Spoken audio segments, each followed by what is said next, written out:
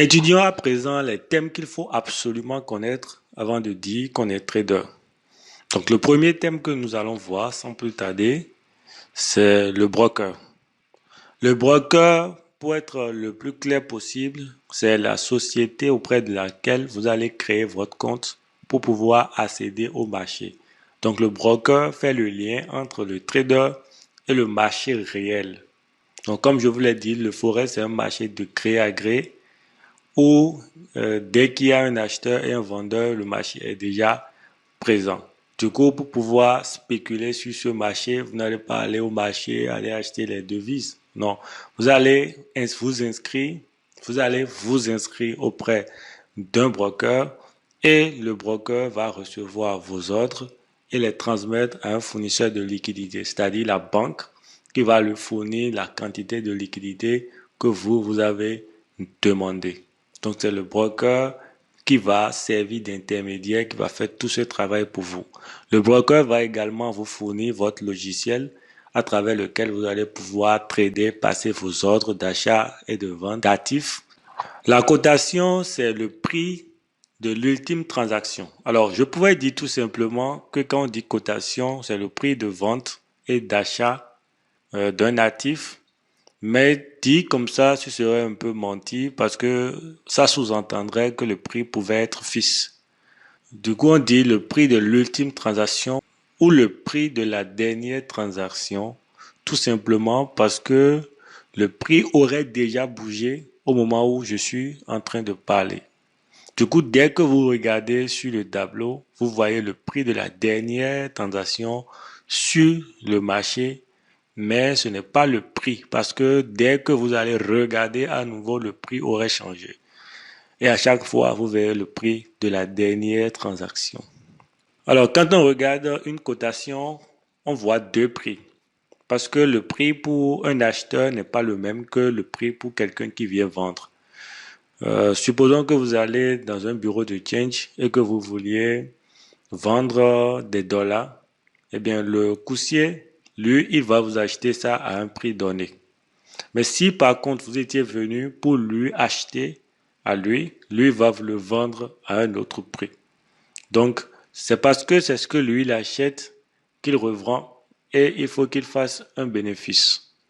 Du coup, le prix d'achat doit être légèrement inférieur au prix de vente pour qu'il puisse avoir un bénéfice. C'est tout naturel. Donc, ce bénéfice, c'est ce qu'on appelle le spread et nous allons le voir plus tard. Alors, sur le marché du forex, il existe une unité de compte spéciale. Donc, un peu comme le kilo, le mètre, le centimètre, etc. Sur le forex, on mesure les fluctuations du marché en termes de pips. Donc, le pips, c'est l'unité de compte sur le forex. Quand vous regardez une cotation, le pips, c'est le dernier chiffre après la virgule. Et pour ne pas créer de confusion, disons quatrième chiffre après la virgule sur la plupart des paires et sur les paires en JPY, c'est-à-dire l'USD JPY, l'euro JPY par exemple. Le pips sera le deuxième chiffre après la virgule. Le spread, on avait déjà parlé de ça il y a un moment, donc je pense que vous avez déjà compris. Le spread, c'est la différence qu'il y a entre les deux prix, donc le prix bid et le prix ask. Et je vous ai dit, c'est le bénéfice du coursier, c'est le bénéfice de votre broker. L'effet de levier, c'est un thème central quand on parle de trading, parce que si on fait des gains aujourd'hui dans le trading, c'est grâce à l'effet de levier. Bien sûr, on peut faire des gains en achetant juste des devises au marché ou bien, parce que je dis au marché parce qu'il y a des marchés, quand c'est un marché international, vous allez voir que bon, il y aura des gens qui vont vous proposer d'acheter des devises. Vous pouvez aussi acheter des devises à la banque, etc. et essayer de faire des bénéfices, mais vous allez faire des bénéfices tellement minuscules. Parce que comme on vient de le voir, les variations sont en termes de pips, et le pips, c'est le quatrième chiffre après la virgule. Du coup, regardez vous-même, multipliez par combien de capital on peut faire pour 1,00 et quelques pour avoir un bénéfice consistant. Et donc, c'est là que l'effet de levier intervient. Grâce à l'effet de levier, si vous investissez $1, votre broker peut par exemple vous investir $100. Là, on va parler d'un effet de levier de 1%. C'est pour vous aider à gagner de l'argent, mais c'est aussi un couteau à double tranchant.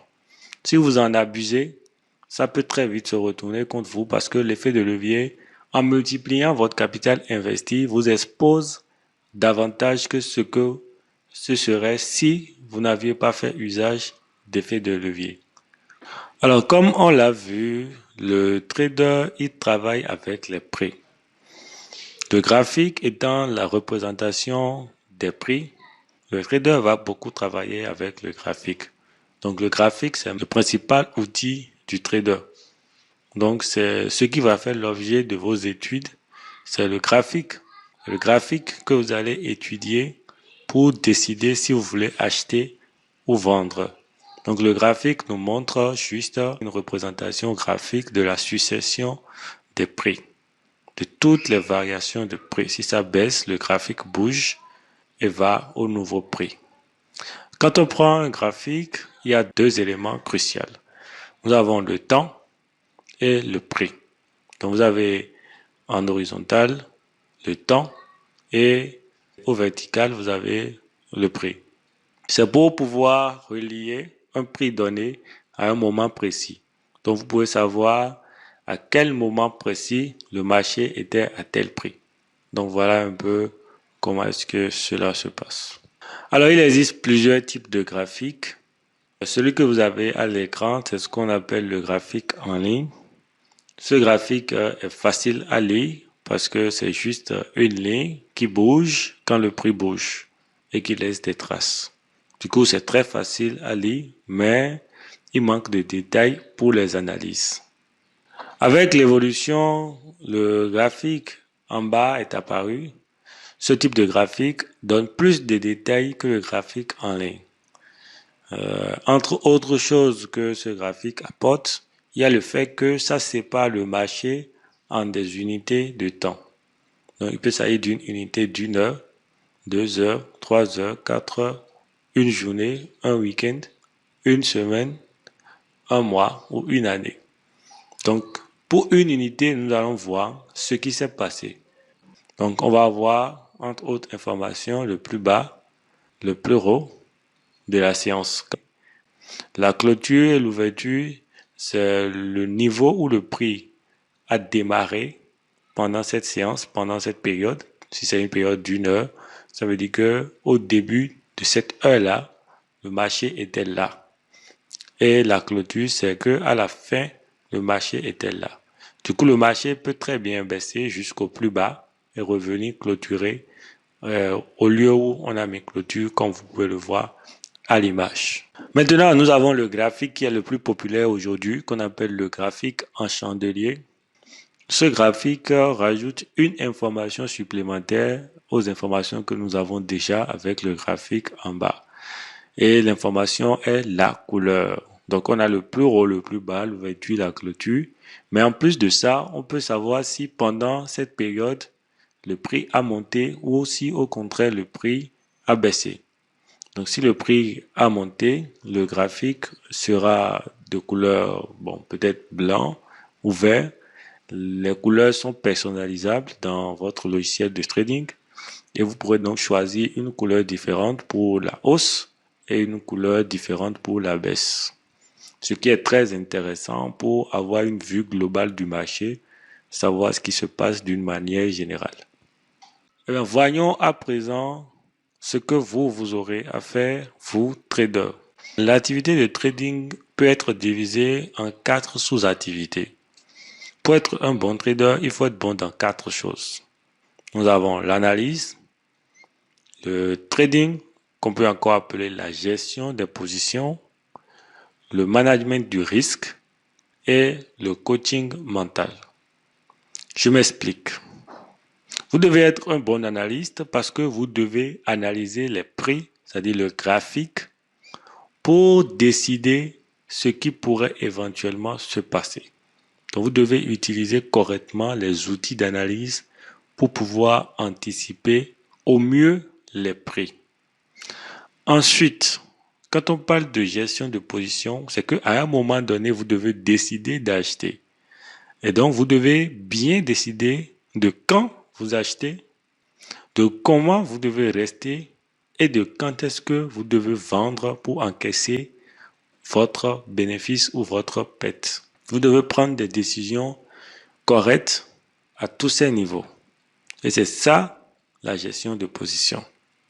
Le management du risque se réfère à votre capacité à bien gérer votre capital. Parce que dans le trading, le capital, c'est l'outil indispensable. Sans capital, vous ne pouvez pas trader. Et donc, vous devez correctement gérer votre capital pour pouvoir durer sur les marchés et gagner de l'argent. Ensuite, vous devez bien gérer vos émotions parce que quand les émotions se mêlent de quelque chose, la raison disparaît. Donc, vous devez correctement gérer vos émotions afin de bien trader et gagner de l'argent. Si vous êtes bon en analyse, si vous êtes un bon gestionnaire de position et de risque, mais que par contre vous laissez vos émotions interférer souvent dans votre trading, qu'est-ce qui va se passer? Eh bien, les émotions vont vous empêcher d'user de vos talents d'analyste, d'user de vos talents de trader et aussi d'utiliser vos talents de manager de risque.